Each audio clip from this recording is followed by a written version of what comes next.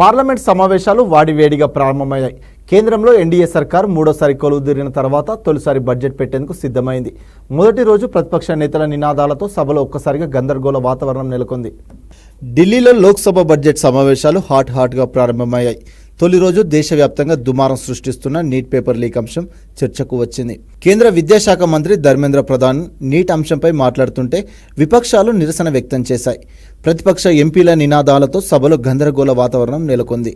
మరోవైపు ఈ అంశంపై లోక్సభలో ప్రతిపక్ష నేత రాహుల్ గాంధీ మాట్లాడుతూ కేంద్రంపై విమర్శలు చేశారు. భారత పరీక్షా వ్యవస్థ ఒక మోసమంటూ తీవ్ర వ్యాఖ్యలు చేశారు. ధర్మేంద్ర ప్రధాన్ మాట్లాడుతూ గత 7 ఏళ్ల కాలంలో పేపర్ లీక్ జరిగిన దాఖలాలు లేవన్నారు.